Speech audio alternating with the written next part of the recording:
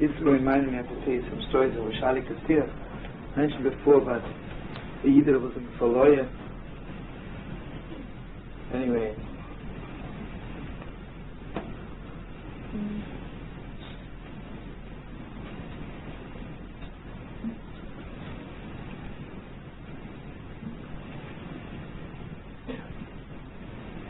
You know, we are some of us, so little in touch with people sitting next to us, right? That we cannot imagine being in touch with people, let's say, who left the world, right? Because someone, so to speak, moving next to me and I don't talk to them. How can I talk to someone far away, right? Anyway, this is the story.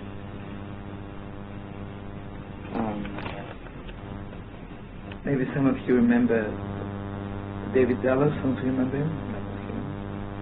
Everybody should live long and happy, but his wife was very sick. Anyway, so I told her the story. Telling you the story. Reb Shayele Kerestirer, I mentioned him before. Lived about 1890, 1900.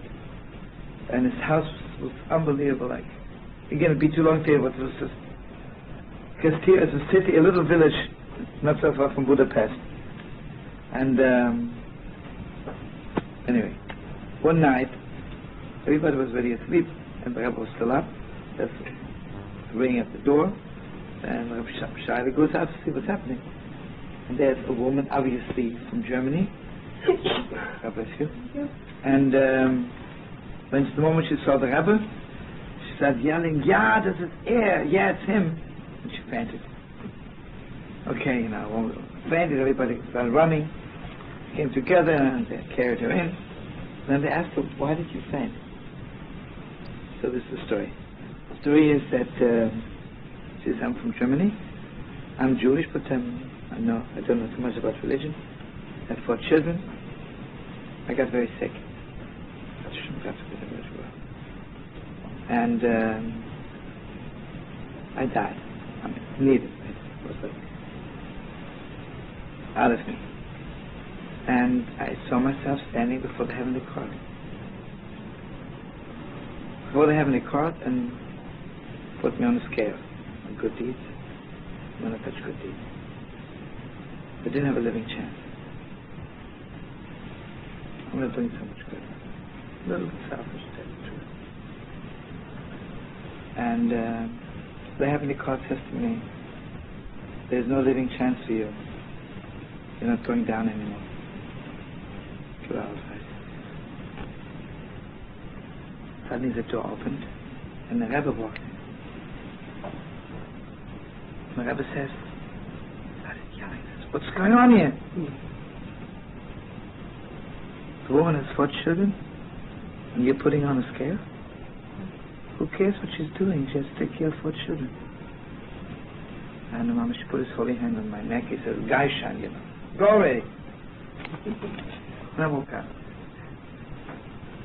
And when I woke up, I swore to myself, I'm going to look for this Holy Rebbe who saved my life.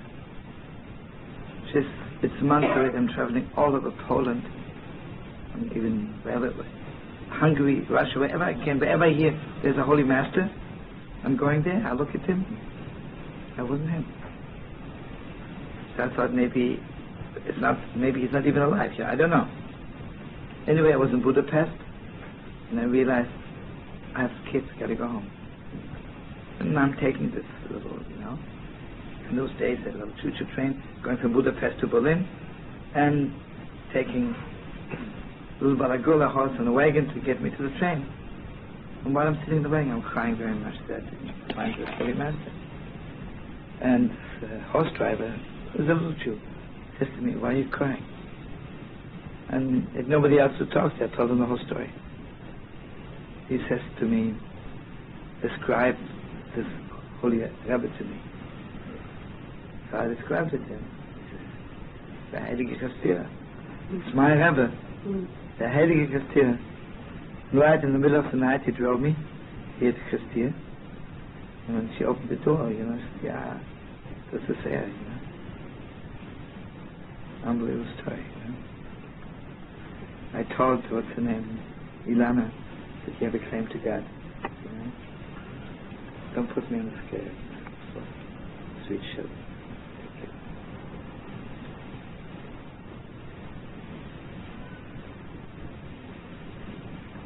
You know, the story is so deep because he always put people on the scale, right away. Like we have those scales with us wherever we walk. And we measure people.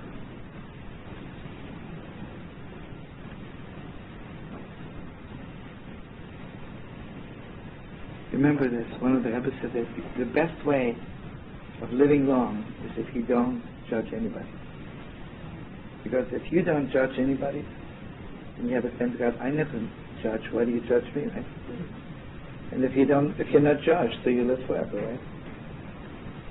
Hopefully.